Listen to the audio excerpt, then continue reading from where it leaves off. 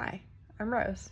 I'm going to be talking about the history of AI today, and over the course of the series, I want to talk a little bit about the history of AI and different applications for AI, and specifically kind of my experiences in using AI for small business development. So, I'm currently interning for a small startup. And essentially, what the startup does is it rents out servers for AI development. I'm also a master's degree student in smart city engineering, but I'm not really an expert in the field of AI. So, a lot of this is just going to be based off of research that I'm doing for my internship. So, without further ado, let's get started. So, when I say AI, what do you think of? I think a year ago I would have pretty much mentioned DeepSeek, ChatGPT, but I really didn't know what AI was. And that's kind of what we're going to get into. AI is kind of a broad topic that really, it includes any system that can think, act, adapt. But we're going to go more into that. So AI didn't really just appear out of nowhere. It's a product of human ambition, mathematical breakthroughs, and technological accidents. And understanding this history, it's not going to make you a better programmer, but what it will do is hopefully it can give you the tools to be able to understand AI and understand what are the capabilities of this tool. And I hope maybe this can give you the opportunity to be able to apply it a little bit better in what you're trying to do. So McCorduck with the University of Pittsburgh wrote in the 70s that AI didn't really start in Silicon Valley. The idea of an artificial mind started much earlier. You see it in Greek mythology with Hephaestus building Talos, which is like this giant metal man who protects the island of Crete. And we see it again when we look at Jewish folklore with rabbis building the golems to protect the community. So this question of, can we build something that thinks and acts like a human being, can just kind of be seen throughout history. So the story of AI kind of begins in 1804. Around 2 centuries ago, we had a French weaver named Joseph Marie Jacquard who built this mechanical device where you could encode these specific commands or instructions onto little cards and then feed them into the machine, and it would weave specific patterns. So this is the very first instance. This idea, it changes everything, because it's the first instance in human history where instructions encoded on physical cards could be read by a machine and produce specific output. And this is in its most basic form, the first form of programming. So about 20 years after Jacquard's machine came along Charles Babbage, and he's known as the father of computers. So he looked at this machine, he was like, hey, can you do this with numbers? Can you encode cards and get output in a similar machine? So what he designed in 1822, it was called the difference engine. And it was like this mechanical calculator that was intended to generate mathematical tables with precise accuracy. And he really spent the rest of his life, the rest of his fortune, on trying to bring this into reality. He never finished it. And I think it's like at that time, the resources just really didn't exist. But after his death, his plans were finally built, and they were built to specification, and they worked perfectly. So he even after the difference engine, he designed something even more ambitious, and this was the analytical engine.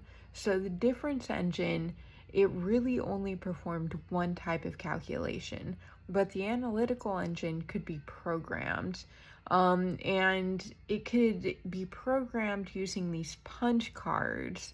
Does that sound familiar? Yeah, the idea was taken directly from Jacquard's fabric invention. So it, like, the difference engine could perform any mathematical operation. It had memory, it had a processor, and it had input and output mechanisms. So on paper, this was the very first like general computer. And Charles Babbage actually designed it in 1830, but nobody built it until the 20th century. Okay, so we're going to talk a little bit about Ada Lovelace. So she is just an important part to this story. When she was growing up, her father, Lord Byron, was this poet, right? And he left Ada and her mother. He was just like, out, I'm gonna be a poet now. I don't want anything to do with you guys. So Ada's mom blamed poetry, like she blamed the arts, and she didn't want Ada to grow up like that. She was like, mm-mm. And so she put Ada in these mathematics lessons, and I pretty much gave her an advanced mathematics education, and Ada loved it. She was all about it. She loved math. And by the time she was 17, that's when she met Babbage. And so he showed her the difference engine prototype, and she like was captivated. She loved it. And she worked with Babbage. She developed like this profound understanding of what machines could do. And in 1842, there was an Italian mathematician that published a paper in French that described the analytical engine. And Babbage couldn't read it. He was like, I don't know what this says. So he asked Ada to translate it. And it takes her 9 months.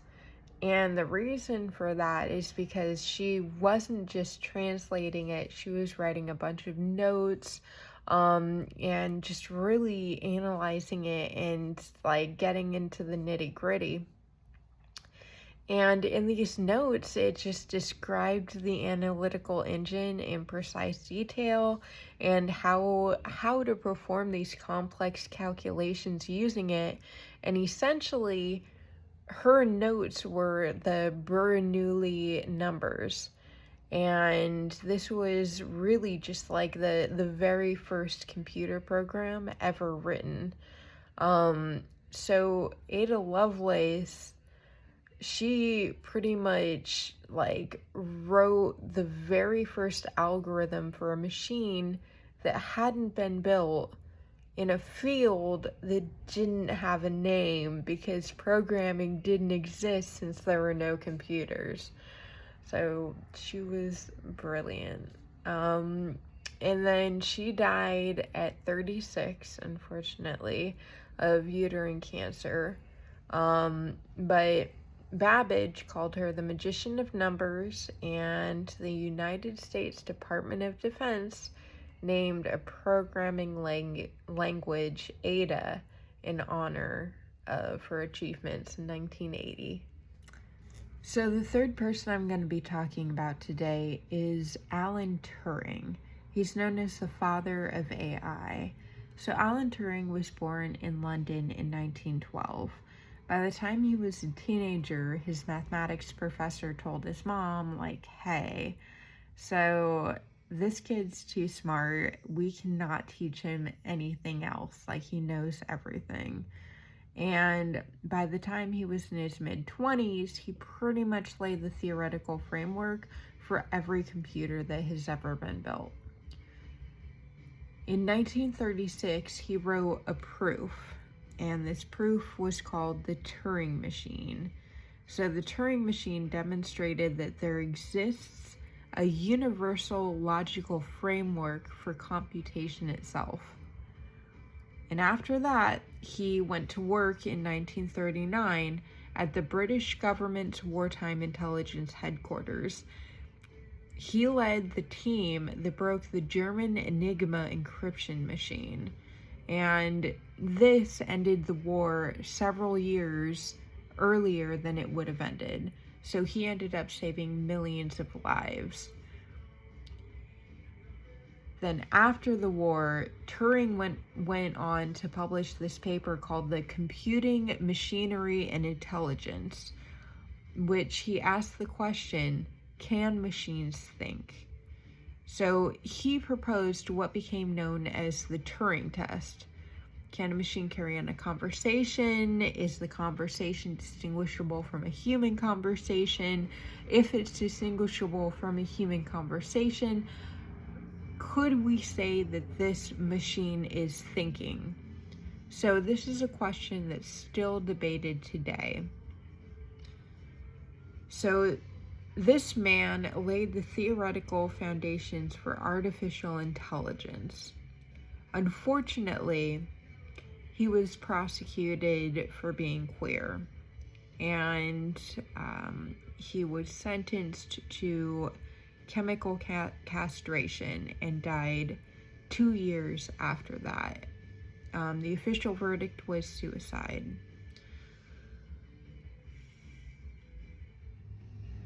Thank you for going on this journey with me today. I hope that you learned something.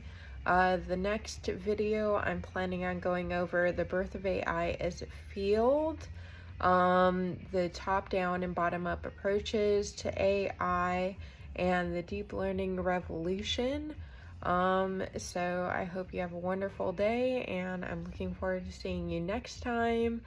Ciao, ciao.